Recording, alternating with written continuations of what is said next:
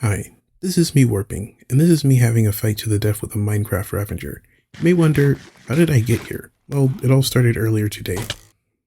This is Toxigon Anarchy, a server that has been home to many controversies in the past, but that's not the focus of this video.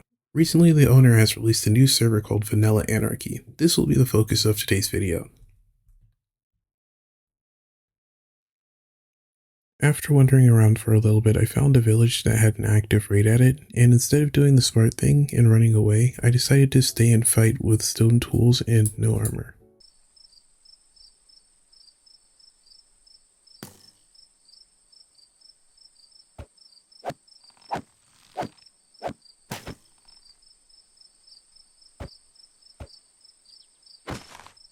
And while fighting the pillagers wasn't that hard, I did die of fall damage shortly after beating the first wave. After I died, I started wandering around, and coincidentally, I bumped into the same village that I was just at.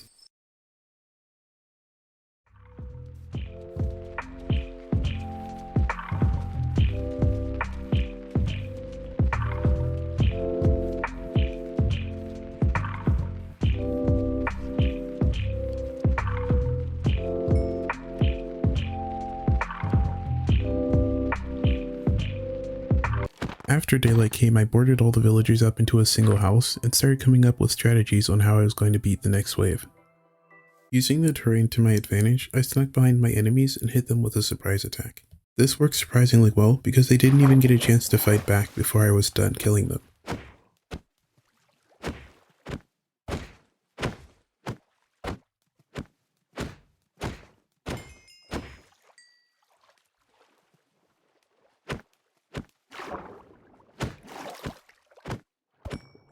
But this victory was short-lived because this next wave would prove to be much more difficult than the last.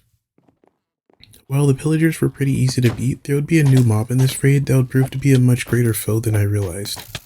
The Minecraft Ravager. What makes the Minecraft Ravager so dangerous isn't just the damage that it deals, but the fact that it can reach its head out to attack you.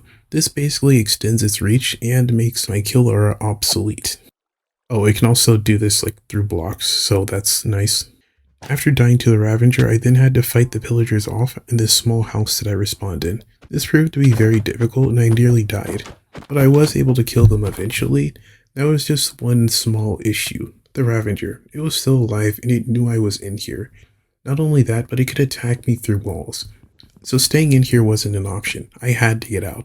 After escaping to the roof of the house, I then tried to get my items back, but this would prove to be futile as the Ravager was one step ahead. This was embarrassing. I felt powerless, and I was dying so many times that people were starting to make fun of me in chat. Was this really all I could do? After this, I ran away. It was simply my only option at the time, as the Ravager was no longer the only mob out to get me. Was I really just going to run away and accept defeat like this? Of course not. What would have been the point in all this if I just gave up?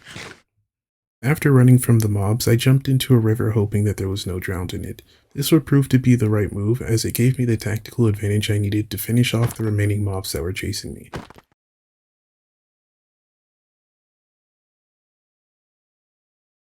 This Ravager was never going to kill me ever again, and I was not going to run away from it either. But how would I achieve this goal of beating the Ravager without dying again?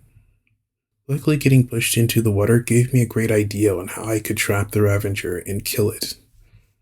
You see, after luring the Ravager out to the water, I could slowly chip away at its health and heal in between exchanges. This would allow me to eventually kill the Ravager, and while executing this plan did take a lot of time, it worked eventually and I was able to kill the Ravager. This just goes to show that you should never give up, no matter how high the odds are stacked against you. Anyway, this is all for now. I hope you guys enjoyed the video, and peace out.